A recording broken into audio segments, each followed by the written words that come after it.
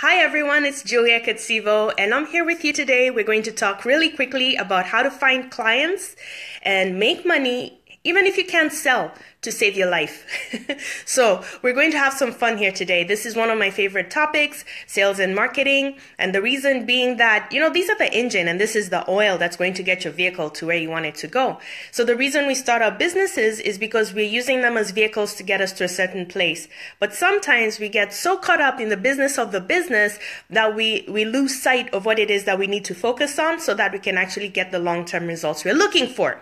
So thank you for joining. We're going to have tons of fun here today. If you have any questions, go ahead and ask me. And I also have a link that is at the top of this video in which we can communicate if you want to speak with me one-on-one. So the first thing that I wanted to say about finding clients, and if you're starting out, the first thing I wanted to say about finding clients, even if you can't sell to save your life, is the first thing is we've got to love our product and our services. Now, I just started the Facebook Live a few minutes ago and then I lost my connection, my signal. I don't know if I can blame it on the Canadian weather. I don't know. But what we're going to do here is just really dive in and dive deep as far as we can for the next few moments, okay? You gotta love you've gotta love your products, you gotta love your services. We can smell a mile away when someone is selling something, whether they're deeply in love with what they do, or if they're selling so that they can make money. Now, for a lot of people who are looking for jobs, or they've been laid off from jobs, or their businesses are not working out and they've had to go back to jobs, for a lot of people, where they end up are in sales jobs. And so in those situations, it's very easy to see that someone doesn't love what they're doing. They're just doing it because at the end of 2 weeks, at the end of 1 week, at the end of 1 month, they're expecting a paycheck. And in that case, there's a bit of energy that goes through there that's not conducive to the sale, right? I mean, yeah, you're going to pay because you need something, but that interaction may not be as wonderful as when you meet someone who's passionate about what they do, and they're passionate about it because of this one reason. They stand by the results and the outcome. So it's not just enough to love the product and to love the service. You also must know that it has results, proven results and proven outcomes, because that's really what's going to help you draw in people who need them, the services and the products, and help them see the results and the outcomes they're going to get. So it may be that you love the product and you love the service, but you're not quite sure about the results because they're everywhere, or you haven't quite seen them yourself. And in that case, you're going to find that having discussions are going to be difficult, because what we're doing when we're having these sales conversations and when we're speaking and educating people about what we do, we're helping them see the future. We're helping them see past their pain. We're helping them see past the problem and see what life would look like without the problem or with the problem solved. Now, if you haven't personally experienced results or outcomes from what you're selling, you will have a difficult time helping others see the goodness, right? So this goes back into, again, believing and loving your products and services. Do you believe in what you're selling? Do you love what you're selling? Have you seen or experienced the results yourself? And this will really greatly help you as we move on to the second part. Now, when we have this down packed, you know your products and services and you love them. And if you don't, do this very quick exercise. I want you to take a blank piece of paper and pen, and I want you to write down everything that comes out of what you're selling. Now, you may go into default things like peace of mind, greater clarity, those things, and that's fine. But remember, when you're talking to someone who's in pain or who has a need, those are not words that come to mind. So as an example, I help people find clients by helping them get really clear on who their target market is, who the ideal client is, their target market, the messaging, and how to get them. And really what all this is clarity. I give you the clarity that you need so that you can be focused on your activities, and that way you're going to get your clients in less time and make more money. But when I'm speaking with people, they don't come to me and say, Julia, I need clarity. No, it's like, Julia, I need to make money, or Julia, where do I find my clients? Or Julia, I want to start speaking on stages. How do I do that? So, break it down to its very elemental questions and values. So when you think about what you're selling, when you think about what you're offering, and you break it down, what are you looking at as outcomes? Now, I'm smiling here because I have a 1-year-old puppy, and he has this thing that he likes to do. He sees me on the phone or during a live broadcast, and that's when he picks up his squeakiest, noisiest toy. And of course, like clockwork, he's just done that.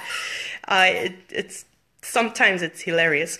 So moving along, write down the outcomes that people get from working with you, your products, and your services. Now, let's say you're in insurance. Insurance obviously is all about peace of mind, right? And you can do that.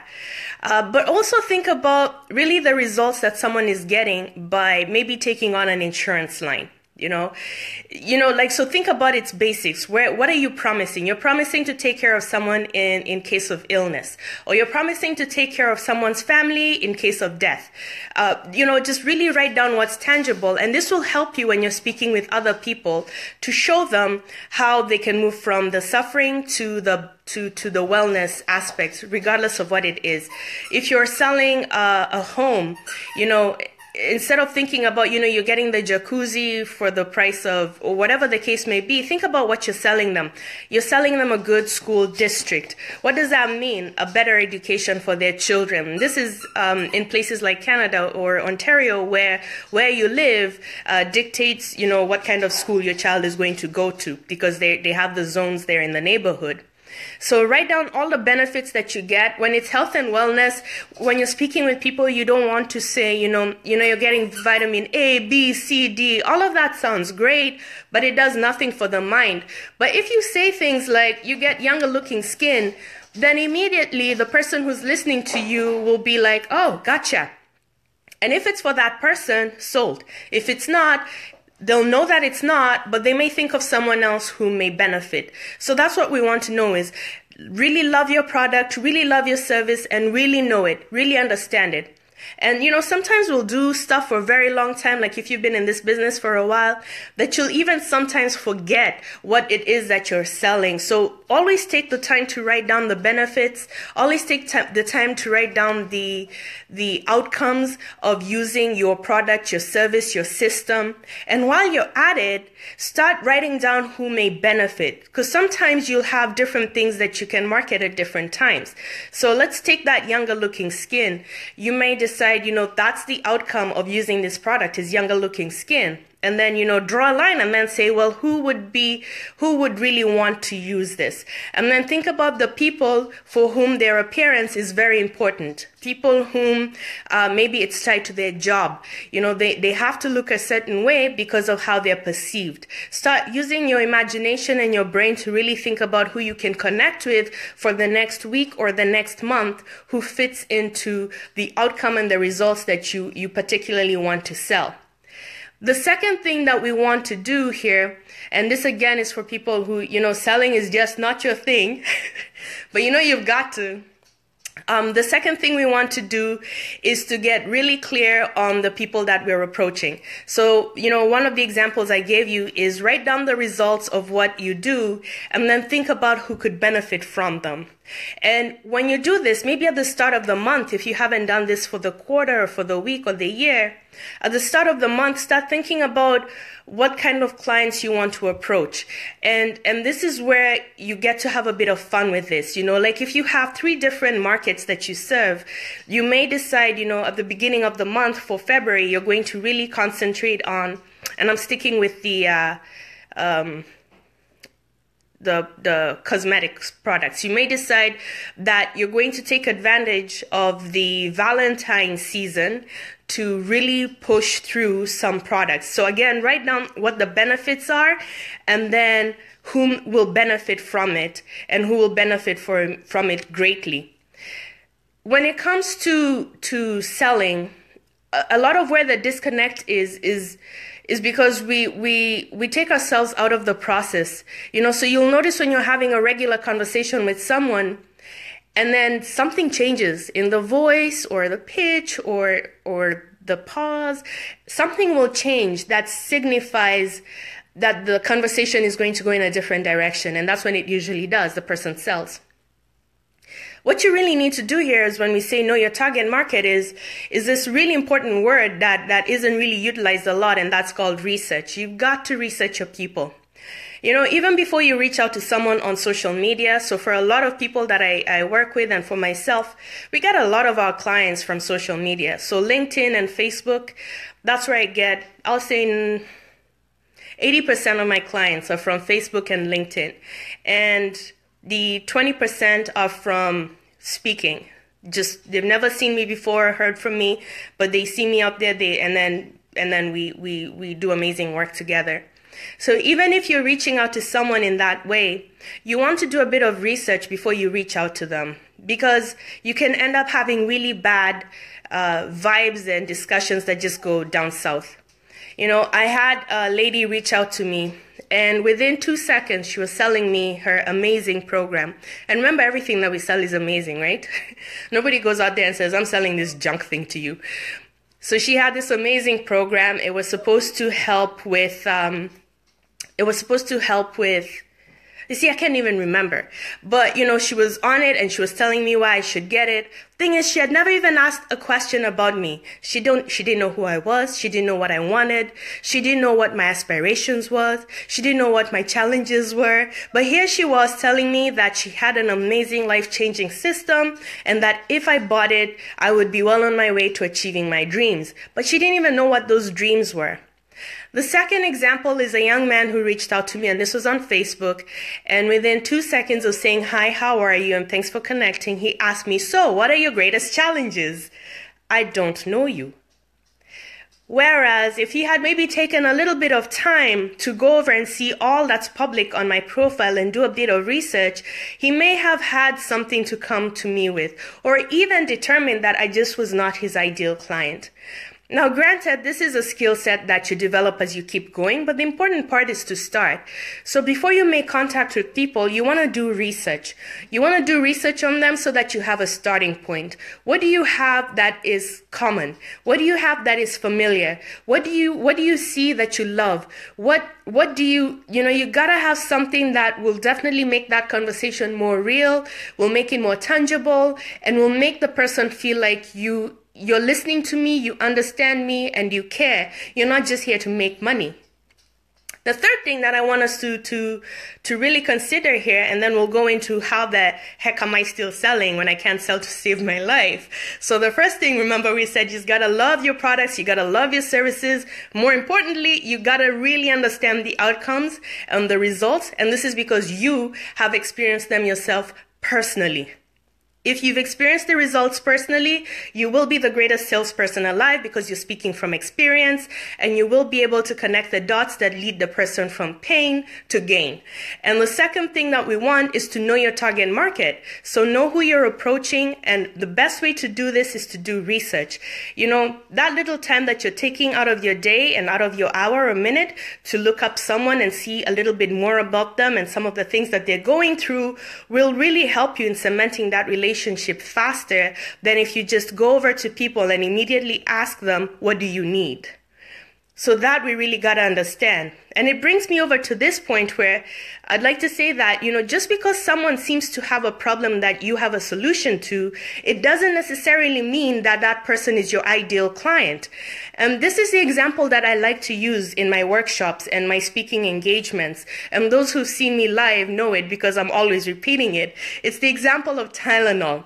And again, I give you a disclaimer. Tylenol does not pay me to say this. I just use them because this is a brand that's well known in North America or Canada, and people understand when I say Tylenol, it's a pain reliever. If someone comes up to you and they say, I have a headache, you know, and let's just say you happen to be someone who sells Tylenol, your instinct may be to reach down into your bag, pull out a bottle and say, guess what? I have Tylenol. The assumption here is that because the person has a headache, that they want what you have. But you don't know anything about this person. You don't know if if they have allergies, they're allergic to Tylenol. You don't know if they're into more healthier alternatives. You don't know if maybe the person just needs to drink water. You don't know if the person is going to have reactions to other medication that was taken beforehand. You don't know what kind of dosage the person needs in case they have blood issues like thinning or whatnot. You have no idea. But what you heard is what sounded like an ideal client because the person mentioned a pain point. That doesn't work out. What we need to do again is to really ask questions and to really understand where the person is coming from so that we can know whether this would be the best solution or what else we can offer. Lots of people don't like referring potential clients to other people because they feel like they'll miss out on the sales. But the truth is, if you're thinking about that person and that person's need only, then it doesn't matter if you're the one in a position to help the person out. If you know someone else who can help that person out, it really should be your mission to make sure that you make that connection. You know, everybody wins when people are taken care of. So by taking care of that person, say you're not in the position, so you're here selling your Tylenol, the person does not use Tylenol. Instead, we've determined that the person uses essential oils, and you know someone who sells essential oils, then what you want to do then is make a recommendation based on what you've understood so that you can make a connection between the two. The person's headache is resolved. The person who sells essential oils gains a new customer. And what you've done is you've started a potential new relationship with the person you referred to and the person that you referred that will last longer than your initial 5-minute conversation or 10-minute or 1 hour that would have resulted in money in your pocket. If you think long term and you think I'm in this for the long run, then it helps you really take it day by day and step by step. Now, if you're coming from the corporate world and selling is just not your thing, and you're here and your job is to sell, then these are some of the things that I'll suggest to you that will help you get on your way. So remember I mentioned that you write down all the results and the outcomes on a piece of paper? I also want you to write down some of the people whom this would benefit. Now, out of the wide range of people that you can help, I want you to really narrow down on who would really need your products and services. So for example, I will speak with people and I'll just use the example of essential oils, not for any other reason other than it's just the one that comes to mind. Someone might say, I'm selling essential oils. And when I ask, well, who is the best person for this product? The answer is everyone. Everyone who wants to live a clean life or does not want to breathe in toxins and all of that good stuff. But then it becomes really hard to go out and market because who is everyone? Who is everyone? And you know what? There's absolutely not a single person, at least that I know of, who will say, yeah, I like to breathe in toxins. You ask any single person in the world if they're into healthy living, if they care for their bodies, the answer is yes. Question is, do the actions match? Probably not, but that's all of us. We all default in some way to something that's not good for us.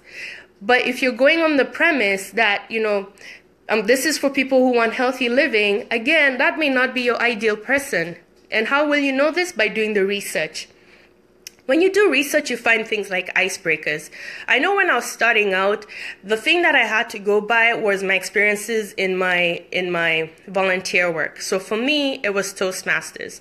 And it was through Toastmasters that I was able to make a lot of connections and get my initial clients. For you, it may be something else. Are you a member of a club? If so, start with that club. Are you a member? Do you volunteer? A church, your kids' schools. Start with what you have so that you can start having those conversations. And this is where you get to practice the research.